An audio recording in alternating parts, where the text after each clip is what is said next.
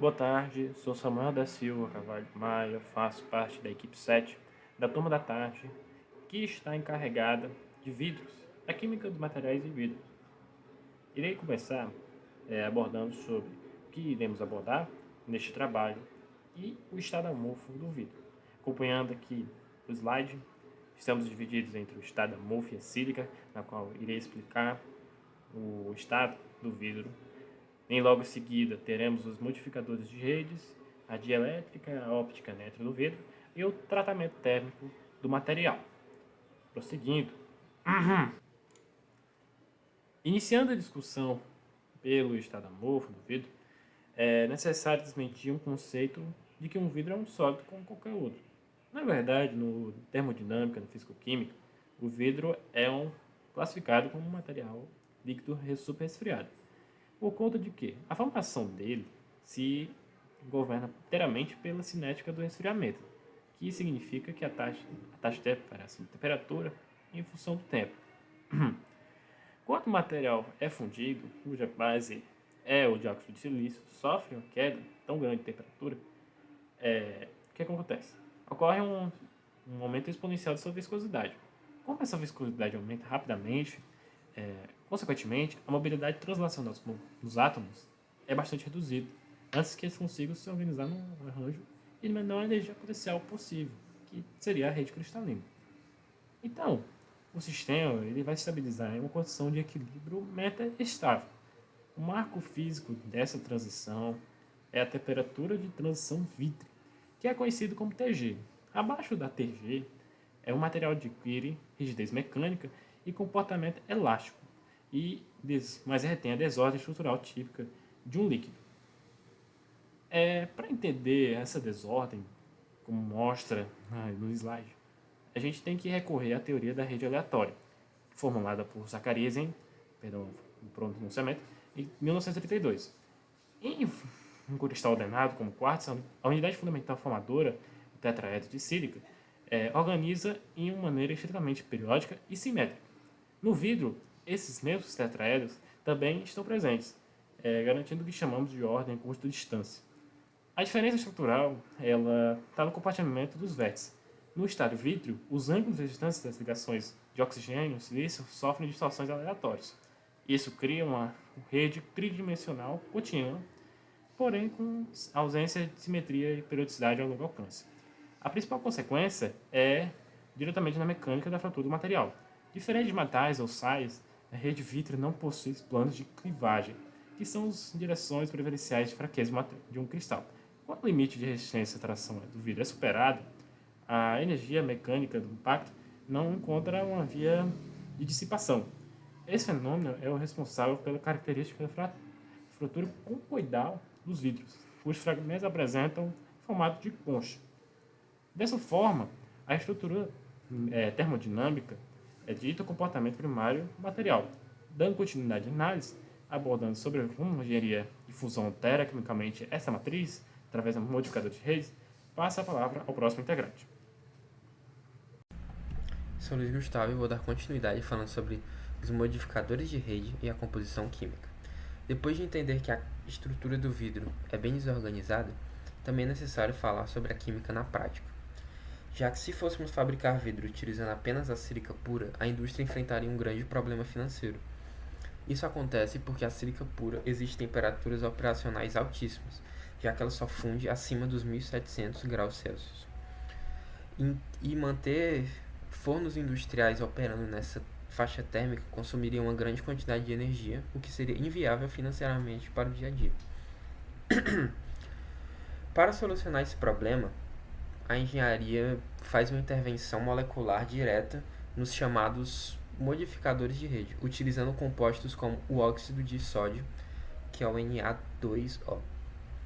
Olhando para a reação no slide, é bem visível que a sílica original ela forma uma rede contínua e tridimensional cheia de ligações rígidas de silício, oxigênio e silício. Depois de adicionar o Na2O como um agente fundente, os íons de sódio atacam e quebram essas pontes de oxigênio. Em termos químicos, nós transformamos os chamados oxigênios pontes em oxigênios não pontes. como o sódio, Na+. É um íon monovalente. Ele apenas neutraliza a carga do oxigênio que foi quebrado, deixando a ponta daquela cadeia solta. Essa quebra estrutural reduz drasticamente a viscosidade do material fundido. E com a rede fragmentada, o ponto de fusão despenca, permitindo que a fábrica molde o vidro em temperaturas muito mais baixas, o que faz economizar uma grande quantidade de dinheiro.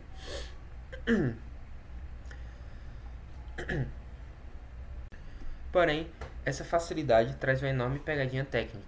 Como a rede ficou cheia de pontas soltas e altamente polarizada pelos íons de sódio, a afinidade da estrutura com a água aumenta ao extremo, fazendo com que o vidro resultante torne-se solúvel em água. Basicamente é criado um vidro que se dissolveria na primeira lavagem em um dia de chuva. Para corrigir essa vulnerabilidade, a química introduz os estabilizadores, sendo o principal deles o óxido de cálcio. Ao contrário do sódio, o cálcio é um cátion bivalente. Isso significa que ele tem um dobro de carga e consegue se coordenar com dois oxigênios não pontes ao mesmo tempo. Na prática, o cálcio atua como se fosse um grampo químico, restabelecendo parcialmente as amarras e reconectando as redes silicosas que o sódio havia deixado soltas. Essa restauração devolve a insolubilidade ao material e garante a usabilidade mecânica que conhecemos no vidro sódio-cálcico comum, que é a receita utilizada para fazer o vidro de janelas, copos e etc. Por fim, se a nossa necessidade não for um vidro comum, mas um material de altíssimo desempenho que aguente condições laboratoriais extremas, é adicionado o óxido de boro na receita. A presença do boro modifica a dinâmica tridimensional da rede, garantindo os vidros borosilicatos.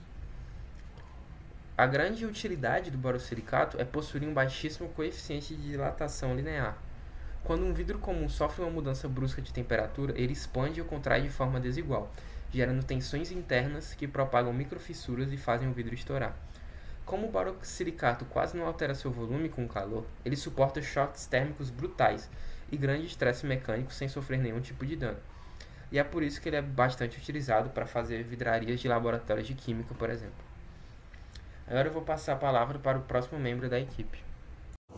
Meu nome é Samuel de Souza Oliveira, integrante desta equipe. Irei falar um pouco sobre as propriedades elétricas e ópticas do vidro. Primeiramente, sobre as elétricas. Para entender o porquê o vidro é um excelente isolante térmico, é necessário observar a estrutura atômica do dióxido de silício. Nessa estrutura, os elétrons de valência estão fortemente confinados nos núcleos atômicos, presos por ligações covalentes muito intensas. Isso significa que em temperatura ambiente não existem bandas de condução livre, ou seja, não há elétrons disponíveis para se mover e conduzir corrente elétrica. A mobilidade de cargas é praticamente nula, a menos que você injete uma quantidade enorme de energia no material. Por isso, o vidro é classificado como um isolante elétrico de altíssima qualidade. Ele tem o que chamamos de alta rigidez dielétrica, suportando milhares de volts sem sofrer uma ruptura elétrica. Foi justamente por essa propriedade que durante décadas o vidro foi o principal material usado em isolantes de postes e linhas de transmissão de energia. Agora indo para a parte óptica, aqui entra um dos usos mais revolucionários do vidro, as fibras ópticas. A grande pergunta é: como um sinal de luz consegue viajar quilômetros dentro de um fio de vidro sem se perder pelo caminho? A resposta tem duas partes. A primeira é a pureza extrema do material. O vidro utilizado no núcleo das fibras ópticas é fabricado com um controle rigoroso, eliminando praticamente todas as impurezas metálicas. Isso é fundamental porque essas impurezas seriam responsáveis por absorver fótons de luz, atenuando o sinal. Sem elas, a luz pode percorrer distâncias enormes sem perder intensidade. A segunda parte é puramente física, o fenômeno da reflexão interna total. As fibras ópticas são construídas com dois componentes, um núcleo e uma casca. E o controle estequiométrico durante a fabricação garante que o núcleo tenha um índice de refração maior do que a casca. Na prática, isso significa que quando a luz viaja por dentro do núcleo e atinge a parede que separa o núcleo da casca, em vez de escapar, ele é totalmente refletido para dentro, ricocheteando como se estivesse presa dentro do fio. Esse é o princípio que permite que a luz percorra toda a extensão da fibra, carregando velocidades altíssimas, Em resumo, a mesma estrutura química que torna o vidro um isolante elétrico perfeito também pode ser ajustada através do controle de pureza e composição para criar um dos materiais mais importantes da tecnologia da informação. Bom dia, boa tarde, boa noite a todos que estão aqui assistindo nosso seminário. Eu sou o Sávio. Eu vou apresentar aqui um pouco do tratamento térmico do vidro. Bem, como já foi dito no seminário anteriormente, o vidro não é muito bem um sólido. E por causa disso, ele tem muitas microfissuras. O que seriam essas microfissuras? São pequenas rachaduras que fazem com que o vidro não seja tão resistente a impactos. Mas no nosso dia a dia nós vemos vidros que são resistentes a impactos, os vidros das nossas janelas, dos carros. Então, como que esses vidros são feitos? Bem, eles são feitos pela tempera térmica. E o que seria essa tempera térmica? Bem, eles pegam um vidro já feito, eles botam esse vidro numa temperatura muito alta, que faz com que esse vidro fique numa forma viscosa. E para eles endurecerem esse vidro novamente, eles botam ele numa placa para que jatos de ar frio passem sobre ele. E nesse momento, com resfriamento térmico muito acelerado e muito rápido, ele tem um resfriamento mais rápido na superfície do que no seu núcleo. E isso faz uma compressão no vidro, pois o núcleo ele vai se resfriar mais lentamente. Portanto, quando a superfície do vidro já está resfriada e o núcleo ainda está resfriando, ele cria uma compressão. O que seria isso? O núcleo, quando ele está resfriando, ele busca diminuir, o seu volume, ele vai diminuindo o seu volume e com isso ele vai puxando as partes mais superficiais do vidro para dentro, para mais próximo do núcleo, e isso cria uma tração muito forte no vidro. Então eles têm duas forças ali agindo no vidro, a compressão e a tração. E isso faz com que ele se enrijeça muito. E com esse vidro enrijecido, nós temos que, para quebrar ele, temos que fazer uma força maior do que essa força de compressão e de tração. E é por isso que os nossos vidros que nós usamos normalmente no nosso dia a dia são tão resistentes. Bom dia, boa tarde, boa noite a todos que estão aqui vendo nosso seminário. Eu sou o Sávio e eu vou apresentar um pouco aqui sobre o tratamento térmico do vidro. Bem, como já foi dito anteriormente no vídeo, o vidro não é tão sólido assim. Bem, e por causa disso, ele tem muitas microfissuras na sua forma, E o que seriam essas microfissuras? Bem, essas microfissuras são pequenas rachaduras que fazem com que o vidro seja muito quebradiço a impactos.